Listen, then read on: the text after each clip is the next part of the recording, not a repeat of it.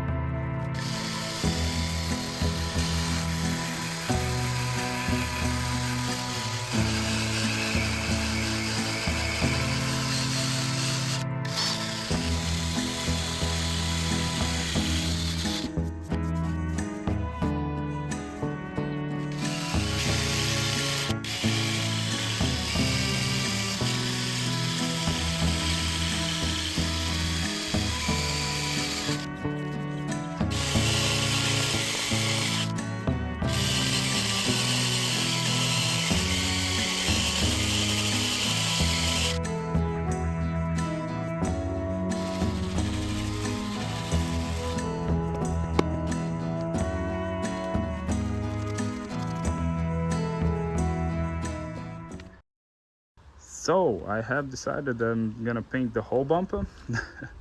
I don't know what got in my head, thinking that I'm gonna paint only small spots. Dumbass. So yeah, I have sanded down all the rough edges with the 320, and now we're gonna go all with 400, and yeah, then with 600, and that would make it ready for the primer. So yeah. Maybe you can see this spot right here. I think that's the damaged plastic on the bumper. I was sanding so deep already that it took off some plastic, I think. But yeah, I could not deal with this. I couldn't be sanded out. So I think the filler will deal with it. So filler primer, I mean. And yeah.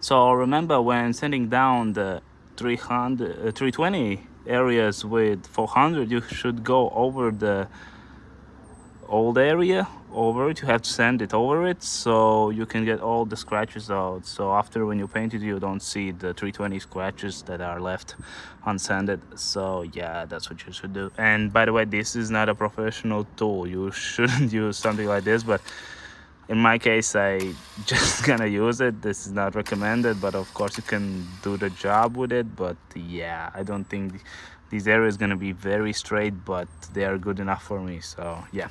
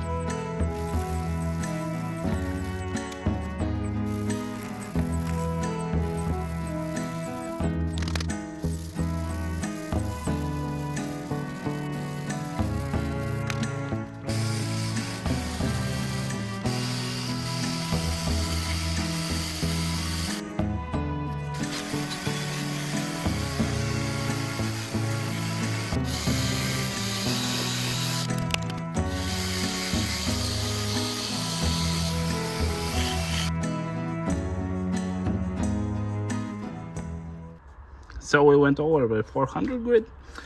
I was going on low speed. Actually, I was regulating only with this button, and that's it. So yeah, inner face pad. I was doing everything with inner face pad. Now we cleaned it off.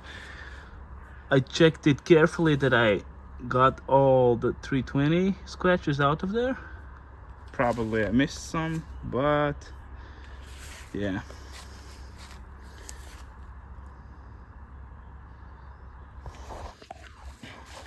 So now let's go over with 600, and if I see some 320 grids again, I will try to clear them all with 400 and 600 again. So yeah, that's how we do it.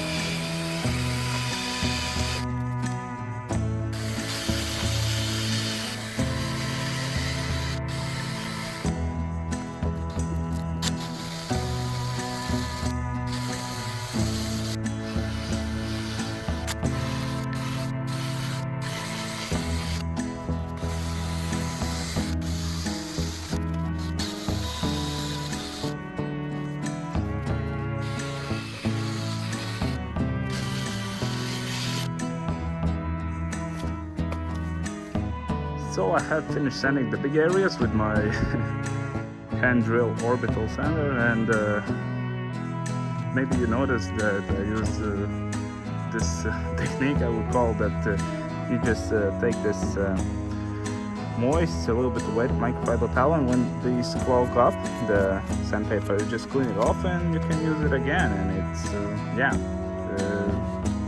you can save up some material with this. Yeah, it worked for me, so maybe it worked for you. So now I'm gonna go over by hand in the crevices and all the small areas that I could not do with the orbital sand.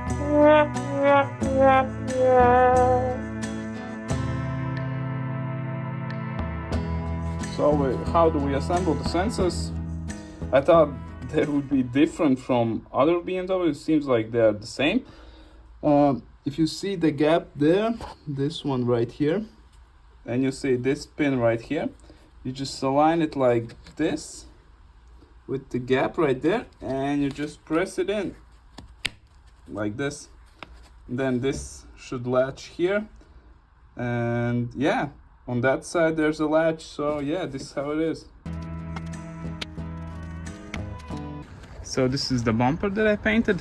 Now we're gonna unpack it, and then we're gonna install that sensor bar that we have, the plastic one.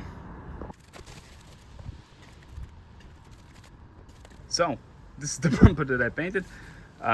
This is my first time painting with a gun, and yep, I think it came out pretty decent. So I know what I did wrong with the clear coat, and next time I'm going to do it better probably. So yeah. Now let's install the rear sensor trim.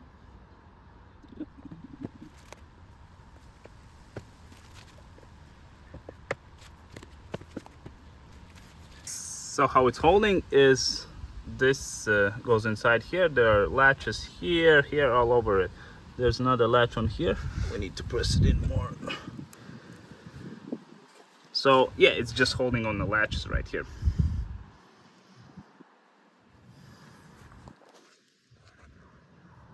Now we're gonna install these rear reflectors. Um, when I was removing them, it's kind of hard to remove them because you like 90% you're gonna break off this clip. I don't know how I managed to save this one, but yeah, I really needed to bend the bumper up and down so I could get it out. And for this one we broke it off, so I will figure something out how to glue it in or something like that.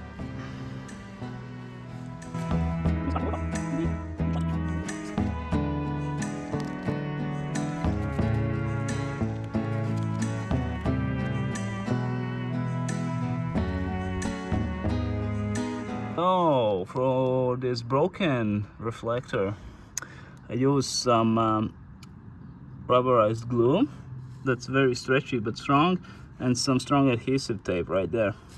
Actually, that's double-sided tape, but it's very strong adhesive, so it's gonna hold definitely. So it doesn't look good, it looks ugly, but it does the job. So the last part is the clip for towing hole, where you can install the towing hook. This thing needs to be squashed in, and then we can just install it like this.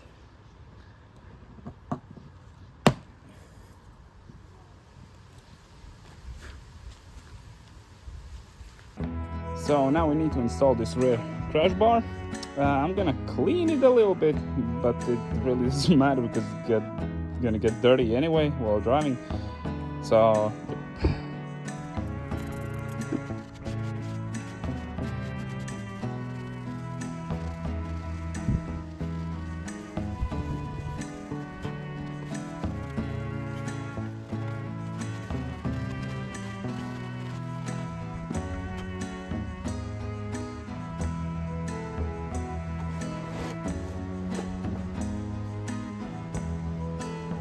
So now we're gonna install these plastic clips that are holding the crash bar inside here.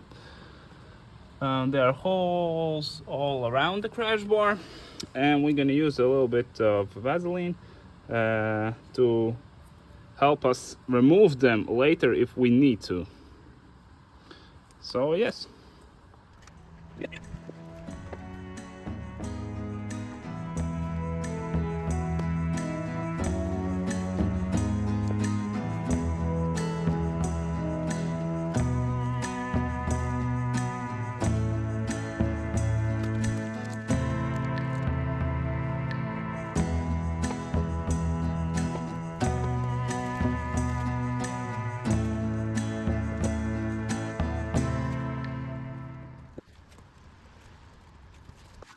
So I figured out I'm gonna remove the sensors and plug them in into the sockets first, and then into the trim, because it was a lot easier to plug them into the trim than in the sockets, because the sockets have the rubber thingy around it, like that one inside, and it's very hard to press them together so the latch is on. So yeah, that's what I'm gonna do. Now we're gonna prepare this whole section for bumper installation.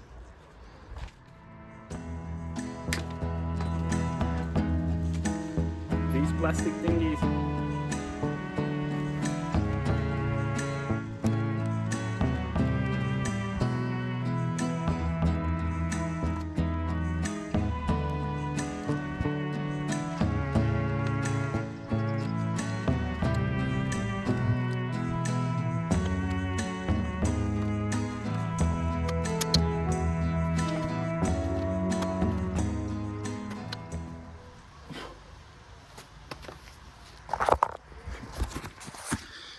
So now we're gonna install these plates.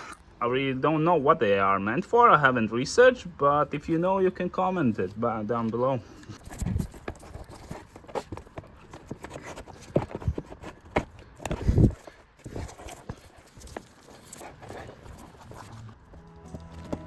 I have to insert this wire into these grooves right here. Interior crocodile alligator.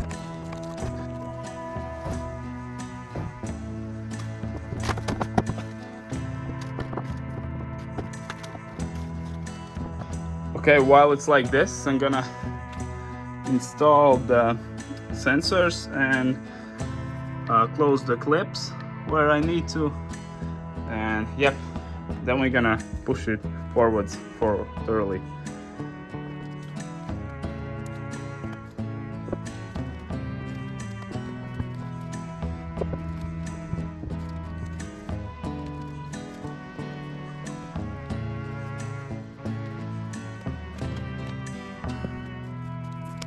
Now we're gonna install these bolts right here. We're gonna add a little bit of lubrication here, and grease I would call it.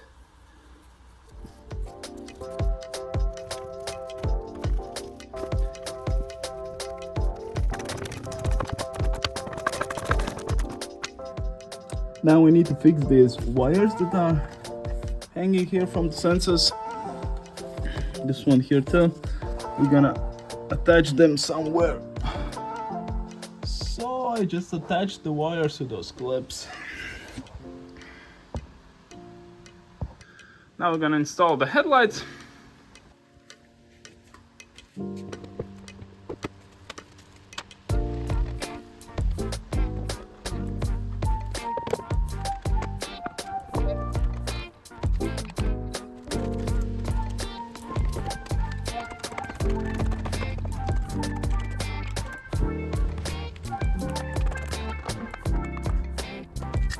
Now we're gonna continue install all the other trim parts and lights. So yeah. So we assembled the plastic covers right here. So the lights, install this thing, install the triangle holder. There are the plastic caps that we installed on each bolt. Then yeah, we did some to these wires, so no short circuits. Grab this wire, and yeah, install the battery. And yes, we're now going to install this and the whole cover that goes on top, and that's it. So yeah, that's how it looks installed. All the carpets, the floor, the cover for the battery. And yeah, it's a little bit dirty. You're gonna clean it later. So yeah, this is rear end install. Oh, we still need to install these plastic mount covers right here.